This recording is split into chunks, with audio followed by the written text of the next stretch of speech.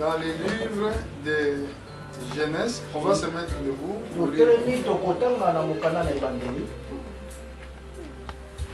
Je suis dans les livres de Genèse au chapitre 3.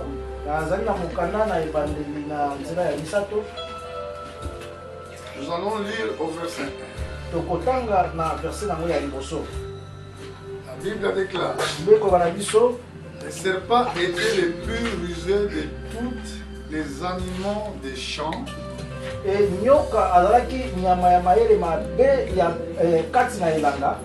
que l'Éternel Dieu avait fait. Il dit à la femme: Dieu n'est-il réellement dit, vous ne mangerez pas de tout arbre du jardin?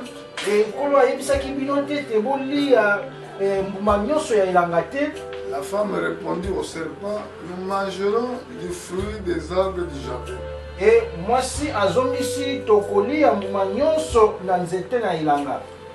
Mais quand au fruit de l'arbre qui est au milieu du jardin, Dieu a dit, vous ne mangerez point.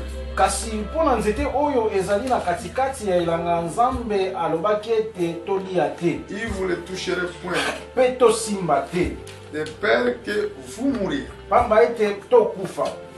Alors le serpent dit à la femme: vous ne mourrez point. Mais Dieu sait que le jour où vous mangerez, vos yeux s'ouvriront et vous serez comme des dieux.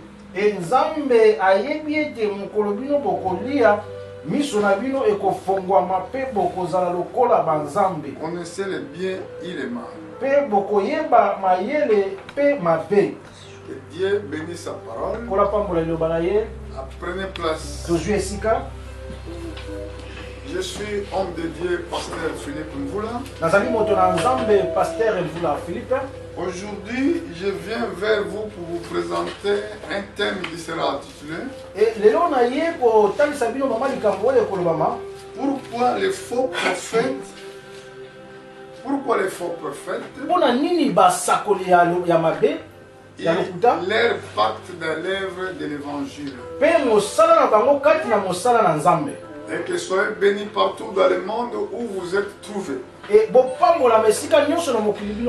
Essayez de me donner vos oreilles pour écouter ce que Saint-Esprit veut nous montrer sur cette lecture que nous avons lue.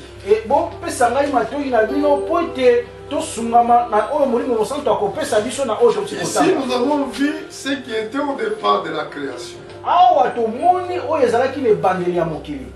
Au commencement, Dieu créait le ciel et la terre.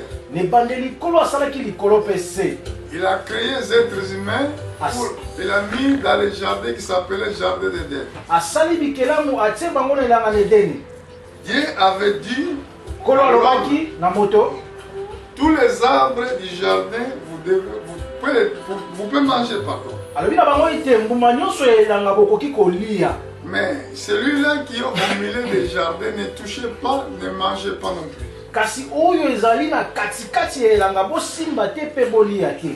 Mais ici nous avons vu serpent qui est venu, qui s'est posé cette question à la femme d'ailleurs. La femme, il a répondu au serpent: nous mangerons tous les fruits des arbres du jardin. Mais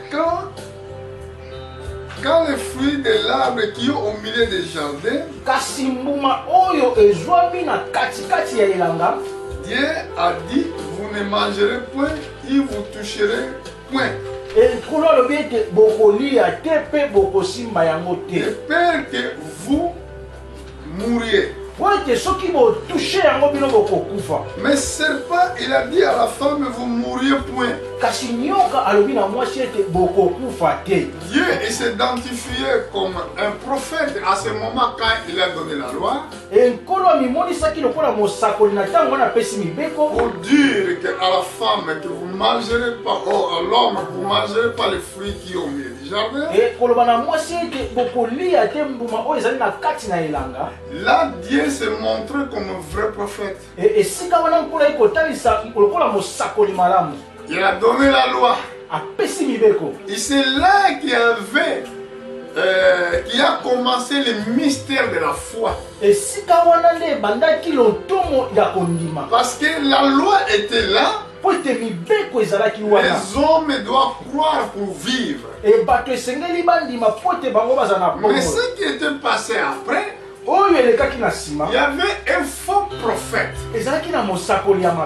qui est venu aussi de dire ce que Dieu avait dit ce faux.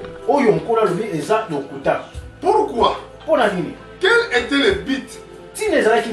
Pour ramener la mort. Pour ramener la mort. Mais malheureusement, l'homme n'était pas attentif. Il a commis ce qui était pire. Et c'est pour cela jusqu'à aujourd'hui nous mourions. Mais le but des faux prophètes dans le monde, pourquoi? Quel est leur impact? Leur impact pour empêcher l'œuvre de Dieu, pour empêcher ce que Dieu veut faire, pour empêcher tout ce que Dieu veut faire sur nous. C'est pour cela ici nous avons vu que serpent était image de faux prophètes. Si nous avons des faux prophètes aujourd'hui, parce que était commencé dès le commencement. Même le monde même que nous voyons aujourd'hui, toutes leurs formes, ça prophétise quelque chose. Si nous allons retourner dans l'Ancien Testament, dans le livre de Genèse, nous allons voir qu'au commencement, Dieu créa les cieux et la terre. C'est quelle était les formes que Dieu avait créées? Regardez au chapitre 1 dans le livre de Genèse. La Bible déclare au commencement Dieu créa les cieux et la terre. La terre était informe et vide. Il avait les ténèbres la surface de la vie. Et l'Esprit de Dieu se mouvant au-dessous des eaux. Dieu dit que la lumière soit, et la lumière fit. Dieu vit que la lumière était bonne. Vous avez vu? Dieu a vu que la lumière était bonne. Là je suis au verset 3. Verset 3. Dieu vit à 4, pardon. Dieu vit que la lumière était bonne. Et Dieu sépara la lumière avec les ténèbres. Voilà ce que Dieu avait prédit. Dès la création, Dieu vit que la lumière était bonne. Il a séparé la lumière et les ténèbres. Mais à partir de là, il voulait dire quoi? Il prophétisait quelque chose. Il prophétisait quelque chose. Il y aura des choses les plus grandes qui peuvent conduire la terre. Dans d'autres termes, il y aura un des esprits puissants qui va conduire la terre. C'est ça que nous voyons aujourd'hui. La Bible déclare que Jésus-Christ est la lumière du monde. Mais nous voyons qu'il y a aussi des œuvres de la ténèbre. Les œuvres de ténèbres. Regardez ceux qui font les œuvres de ténèbres. Il les fait seulement la nuit. Quand tout le monde sont dormis, c'est là qu'ils commencent toutes choses. C'est là qu'ils font toutes choses de mal. Et c'est pour cela quand il y a des faux prophètes, le but pour atteindre notre salut. Regarde Adam. Regarde Ève. Dieu avait dit, vous ne mangerez pas l'arbre qui se trouve au milieu du jardin. Mais ils ont écouté cet esprit de ténèbres. Cet esprit mauvais qui dit que Dieu avait dit, il savait que le jour que vous allez manger, vous serez comme lui. C'est ça qui a ramené toute l'humanité dans le souffrance. C'est pour cela aujourd'hui tu souffres. Parce que tu n'as pas saisi ce que Dieu avait dit. Nos ancêtres, ils ont refusé ce que Dieu avait dit. Aujourd'hui, le monde souffre aussi à cause de cela. Regardez, si nous allons aller dans le Nouveau Testament, dans le livre de Matthieu au chapitre 13, dans le Nouveau Testament, regardez ce que notre Seigneur avait dit.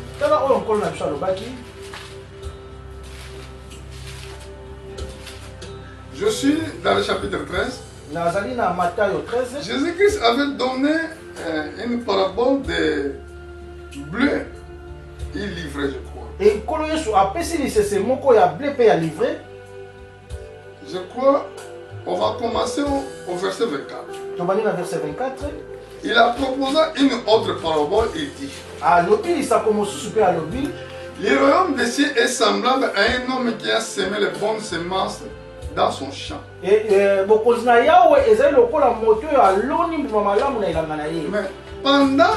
Mais pendant que les gens dormaient, vous voyez, là la Bible a prédit la nuit. Pendant que les gens dormaient, son ennemi vient, il sema des ivraies parmi les blés. Il y a là. Lorsque je suis au verset combien? Verset 25. Au verset 26. Lorsque herbe il poussait, il donna du fruit, livré Paris aussi.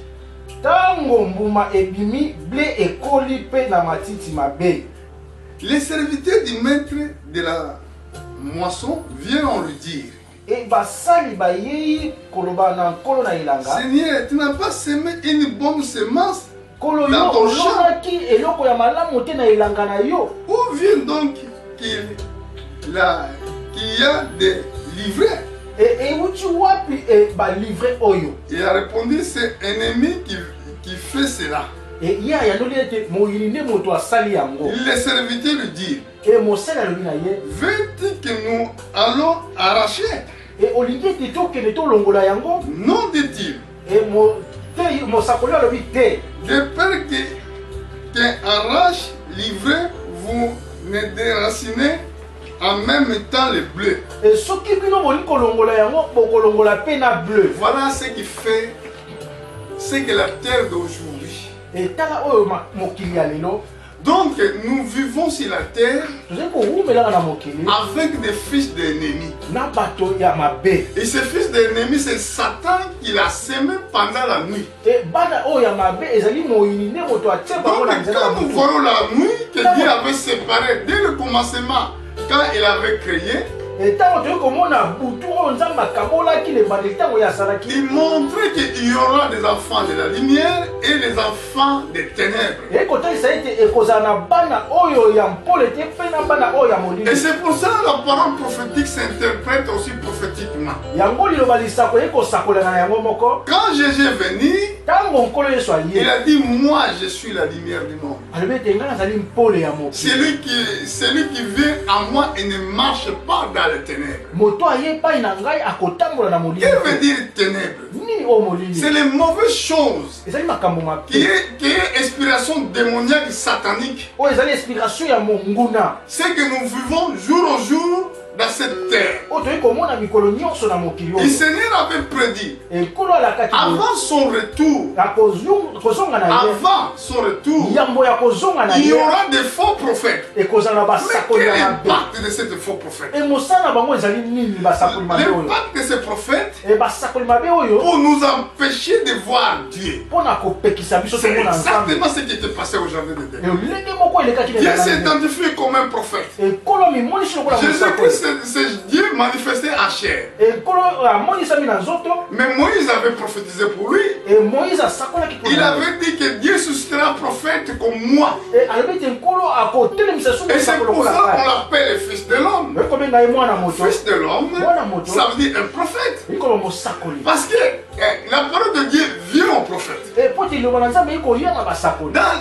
Dans l'Ancien Testament, Dieu avait dit les jours que vous mangerez ces fruits, vous mourrez. Et Isaïe prophétisant, la parole de Dieu ne peut pas retourner à Dieu sans faire les effets pour lesquels Dieu avait envoyé cette parole.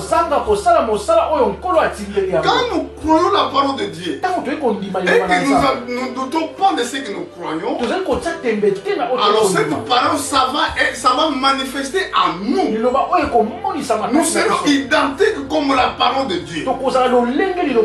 Mais si nous écoutons la voix des ennemis, beaucoup de gens pensent que oh non, les 666 sera donné pour cacher, ils vont vous donner des cachets. Mais regardez dans l'Ancien Testament. Qu'est-ce qui était passé? Ce qui était passé dans les jardins d'Éden, c'était pas caché. C'était simplement la parole. La parole contre parole. La contradiction de la parole. Dieu a dit, vous ne mangez pas. C'est le jour que vous mangerez, vous mourrez. L'autre derrière, il vient. Il vient toujours en deuxième place. Vous savez, Satan, il prend et transforme seulement ce que Dieu fait. Il transforme seulement ce que Dieu dit. Il vient dans la deuxième position pour dire, Dieu savait que le jour que vous allez manger, vous allez être comme lui, de connaissant les biens et les mal.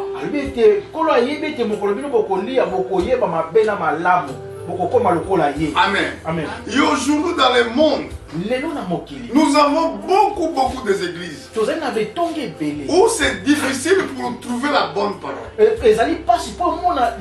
ces gens-là écoutent les mensonges du diable. Et les gens-là écoutent la parole, n'écoutent pas les paroles que Dieu avait envoyées. Qu'est-ce qui va arriver par suite? C'est la mort. C'est exactement ça. Amen. Amen. C'est exactement ça. Ce n'est pas au cachet, non. La Bible a dit, l'homme ne vivra pas du pain seulement, mais de toute parole que Dieu avait dit. Donc, dans les toutes paroles que Dieu avait dit, c'est là où il y a la vie. La vie de Dieu, ça se trouve où il a la parole de Dieu. Il a dit encore dans les autres écritures, je serai où il a mon serviteur. Donc les serviteurs de Dieu dans les autres écritures, les serviteurs de Dieu, les envoyés de Dieu, disent les paroles de Dieu. Bon, si vous écoutez cette parole que les apôtres ont prêché, cette parole que nous prêchons aujourd'hui, cette parole transforme l'âme de l'homme qui entend cette parole. Mais si nous doutons de ce que nous sommes en train d'écouter aujourd'hui, alors c'est la mort de stade. Et c'est la même chose qui était dans les jardins. femme, Ève, elle a douté. Elle a douté de ce que Dieu avait dit. Adam, il a douté de ce que Dieu avait dit. Ce qui se fait aujourd'hui aussi. Les hommes doutent de ce que Dieu dit. Regardez par exemple dans le livre de Proverbes. Qu'est-ce que la Bible nous dit au chapitre 30? Au verset 5.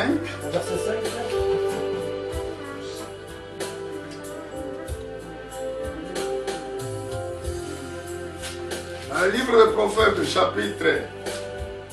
chapitre 30, verset 5. Proverbe 35. Écoutez bien cette parole. Toute parole de Dieu est éprouvée.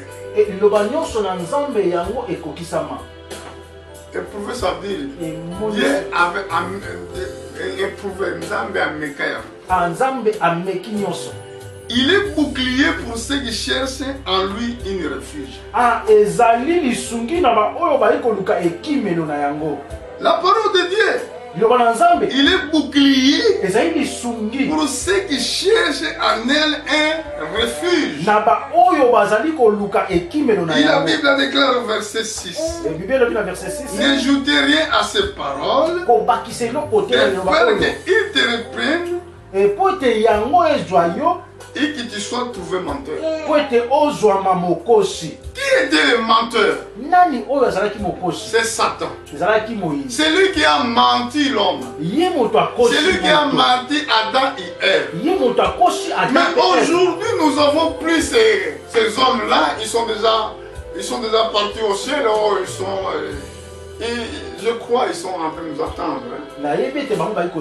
Quand Jésus-Christ a été mort, la Bible déclare qu'il est parti dans les endroits inférieurs. Il a ouvert les prisons. Tous les morts qui étaient là, depuis le temps d'Adam, Noé, etc., il a ouvert les prisons. Maintenant ils sont dans le repos. Ils nous attendent. Donc notre père Adam, il est en repos. Notre sœur, notre maman Ève, il est aussi à la repos. Parce que dans l'œuvre de la grâce, quand Jésus-Christ a fait l'œuvre d'expiation, le but était pour aller dans les prisons. Dans les séjours de mort, le but, exactement, pour aller ouvrir les prisons. À partir des jours-là. Et c'est pour cela, si vous lisez Matthieu chapitre 27, verset 50 à 53, vous allez voir que les jours-là, les cimetières des saints étaient ouverts. Et beaucoup de hommes qui étaient morts étaient ressuscités. Vie à plusieurs personnes à Jérusalem. À ce jour-là, Adam il est sorti avec Ève. À ce jour-là, Abraham est sorti avec Sarah. Ils sont plus là-bas. Ils sont dans le repos. Ils sont en train de nous attendre. Parce que nous allons entrer ensemble avec eux dans les royaumes des cieux. Alléluia. Et c'est la parole de Dieu est pure. Nous ne devons pas ajouter quelque chose afin que Dieu ne le reprenne pas, afin que nous ne soyons pas trouvés des menteurs. Mais ce que nous avons vu, ce que nous voyons aujourd'hui, il y a des prédicateurs qui ne disent pas les choses que Dieu a dit dans ce livre. Ils ne prêchent pas les mêmes façons. Alors si tu trouves ces prédicateurs comme ça, le but est pour te ramener en enfer. Comme Satan, serpent ancien, il empêchait Ève de continuer à vivre à paradis. Il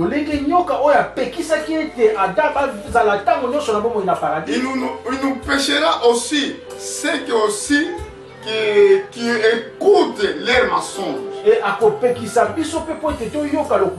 Si vous regardez par exemple dans le livre de l'Apocalypse, vous allez voir que le propre Les serpents là que la Bible parle, les serpents anciens. Dans l'Apocalypse chapitre 12, je crois. Apocalypse 12. Regardez verset 9. Dans verset 9. C'était qui il fut précipité les grands dragons serpents anciens. Appelé diable et Satan. C'est lui qui séduit toute la terre. Il fut précipité sur la terre. À ces gens, il fut précipité avec lui. Donc les serpents là qui avaient séduit Ève. Là on appelle serpent. Dans l'Ancien Testament, mais la révélation des gens, c'est le même diable, c'est le même. Et c'est Satan qui l'a séduit Ève. C'est lui qui séduit aussi la terre. C'est lui qui séduit tous les gouvernements. C'est lui qui séduit toute la terre. Et tout le monde était conduit avec cet esprit-là. Et beaucoup de gens croient que nous allons un monde meilleur. Je ne crois pas à ça. Une fois que les serpents là continuent à séduire la terre, nous n'allons pas avoir le monde meilleur. Et c'est pour cela que la Bible déclare sans Dieu nous ne pouvons absolument rien faire. Il a fallu que l'enlèvement vienne. Il a fallu que Dieu prenne son peuple à l'enlèvement. Afin que celui qui détruit la terre soit détruit. Afin que ceux qui détruisent la terre soient détruits. Parce que même nous prêchons aujourd'hui la bonne parole de Dieu, mais le serpent il est là pour combattre cette parole. Même nous avertissons à peuple de Dieu qu'il y a un jugement qui vient. Le serpent il est derrière pour combattre ce que nous prêchons.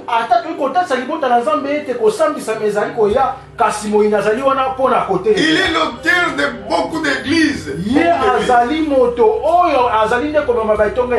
comment nous devons savoir que cette église est une église de Dieu? Mais nous devons trouver la parole de Dieu dans cette église. Si nous ne trouvons pas la parole de Dieu, ce n'est pas l'église de Dieu. Parce que l'inspiration démoniaque, l'inspiration démoniaque, la respiration, c'est dire aux gens de s'inquiéter dans les choses qui sont terrestres. Ils montrent les voitures, ils montrent la bonne vie. C'est ça que Satan fait. Mais l'inspiration divine nous montre les choses d'en haut. Nous prêchons des choses d'en haut. Et que nos frères, nos sœurs, si vous croyez, si vous demeurez de ce que Dieu a dit, vous allez voir la gloire de Dieu. Vous allez entrer au ciel.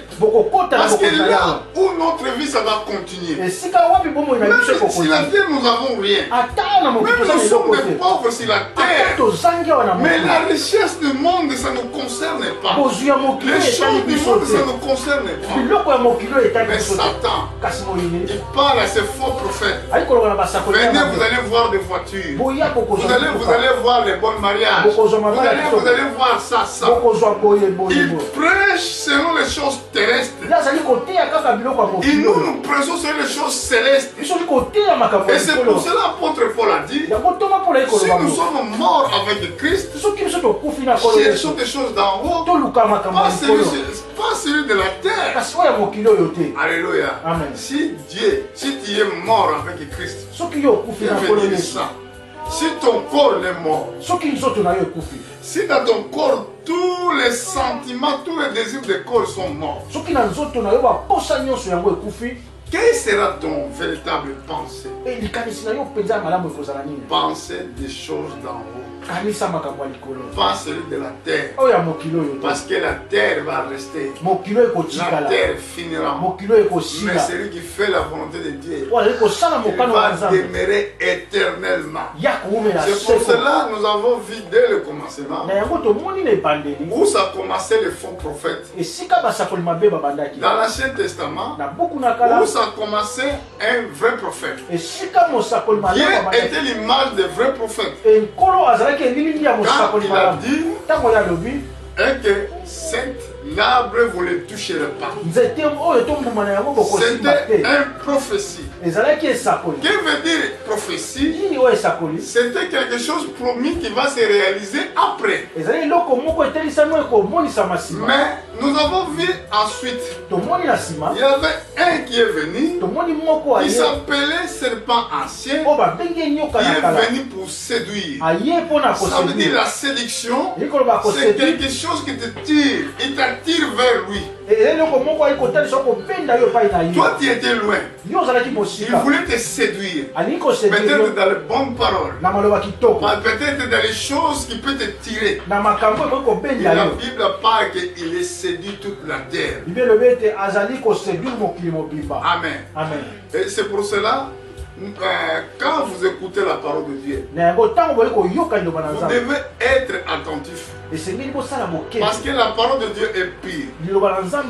Il est bouclier à celui qui cherche un refuge. Pourquoi tu vas chercher le refuge? Celui qui cherche un refuge, celui qui est persécuté.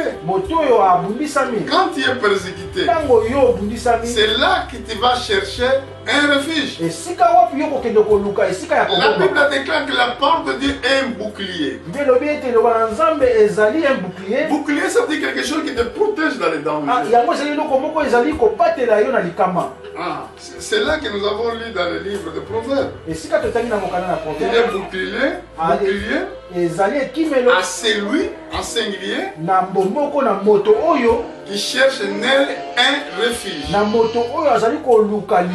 Quand vous cherchez un refuge dans la parole de Dieu, et c'est là que la parole de Dieu doit être bouclier pour toi. Amen. Et que vous comprenez. Moi, je veux finir. Où je veux finir? Dans le livre de Matthieu. Parce que nous prêchons le message des temps de la fin tous les jours. Regardez ce que la Bible a dit. Je suis au verset 24.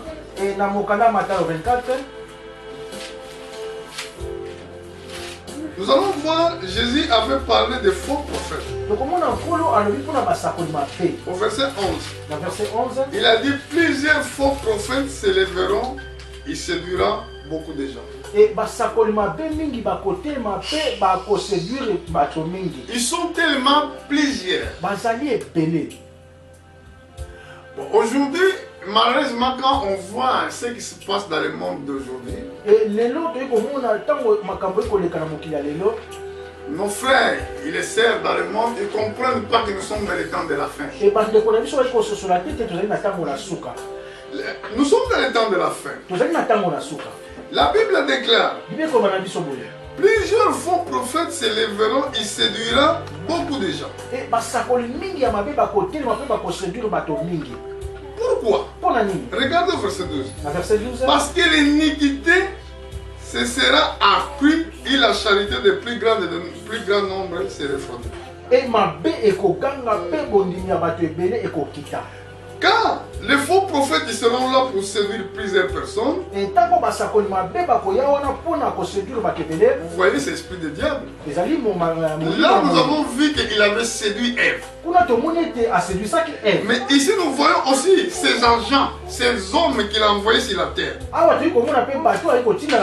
qui continuent à séduire, qui continuent à faire même œuvre que Satan a fait dès le commencement. Parce que l'iniquité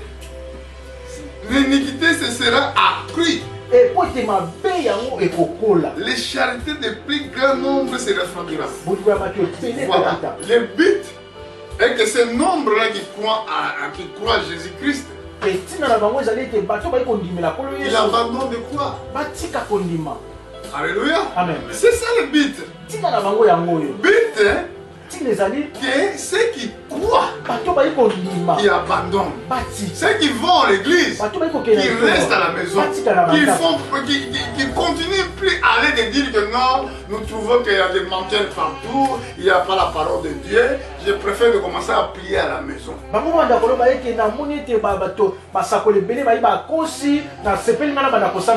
Mais écoutez au verset 13. Mais c'est lui, en singulier toujours. Et c'est pour cela, les jours de l'enlèvement, pas tous qui partiront.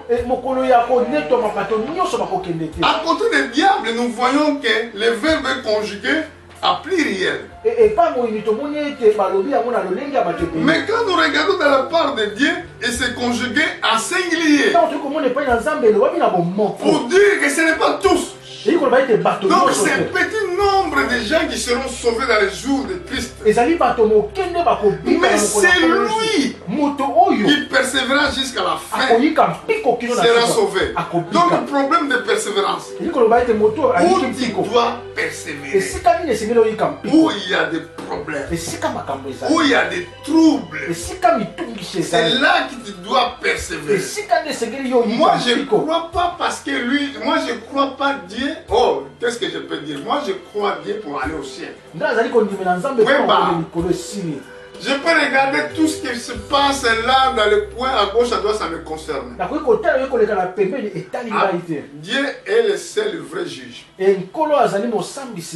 ce jour-là, il sait ceux qui servent Dieu de toute leur cœur en vérité. Il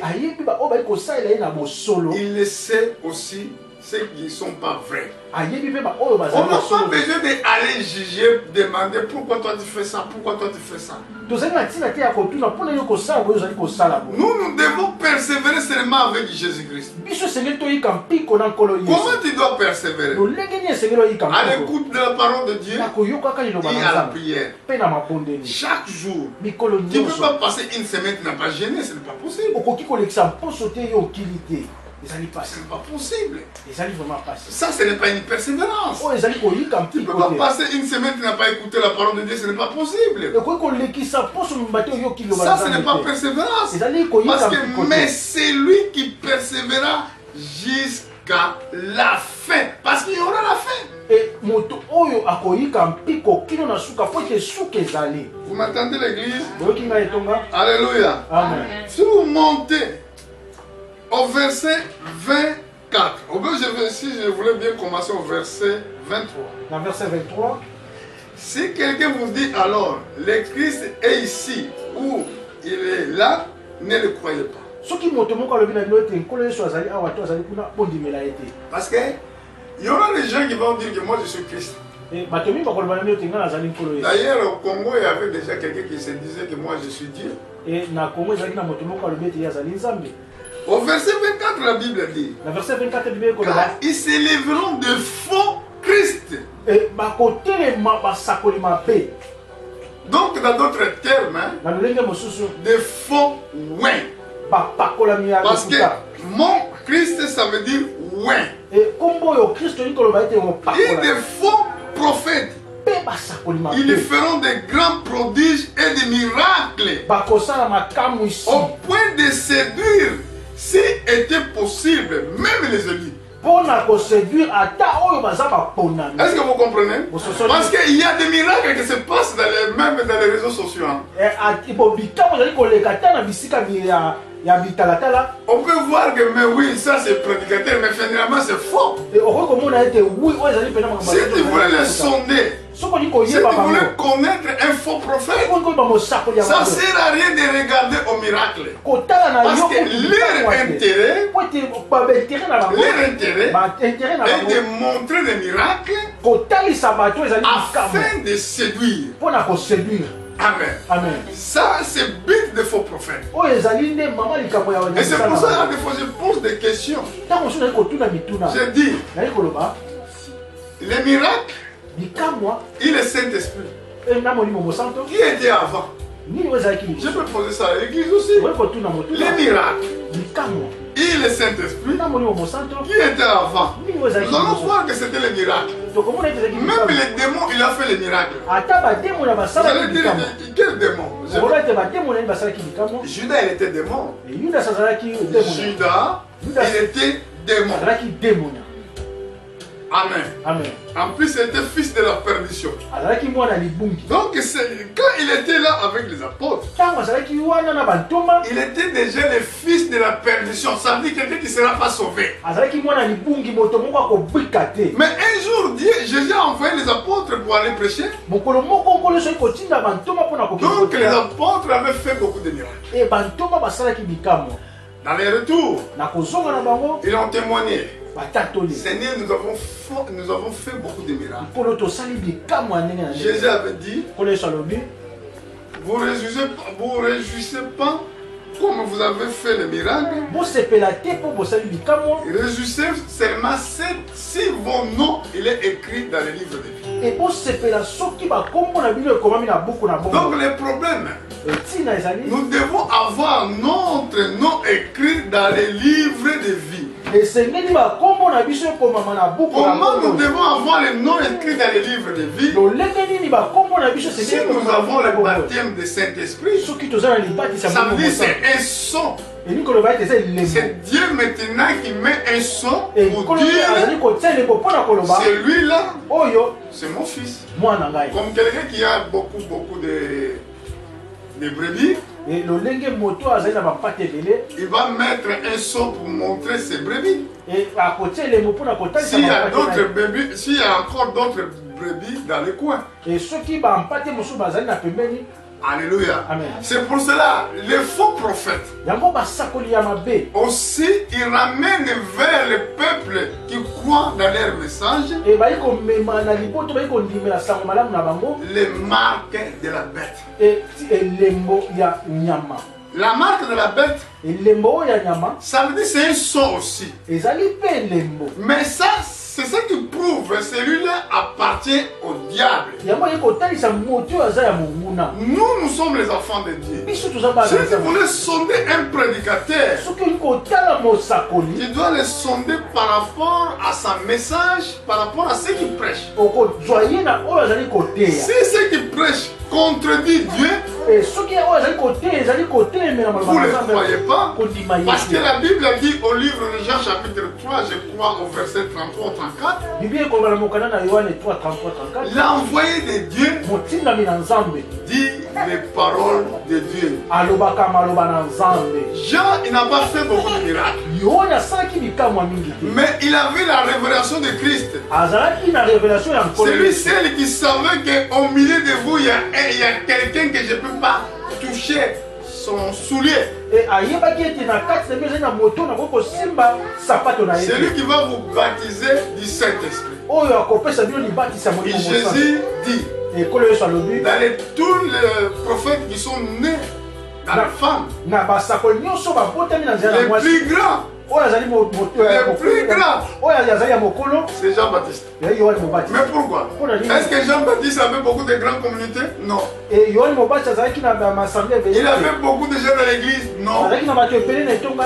Mais c'était le plus grand. Pourquoi? Il avait la révélation de Christ. C'est lui que Dieu a envoyé, dit les paroles de Dieu. Pour aujourd'hui, pour toi qui nous suis de loin, que Dieu te bénisse. Et je bénis aussi l'église. Et que vous devez savoir, Jésus vient bientôt. Ne faites pas attention des faux prophètes. Vous faites pas attention à eux. Mais persévérez. Jésus avait prédit, il y aura beaucoup de faux prophètes. Il sévira beaucoup. Mais il nous a donné le conseil de persévérer. Même ils sont là, nous devons persévérer. Amen. Que Dieu vous bénisse. Mettez-vous debout pour prier. Et que Dieu nous protège dans ces esprits-là démoniaques qui poursuivent nos vies.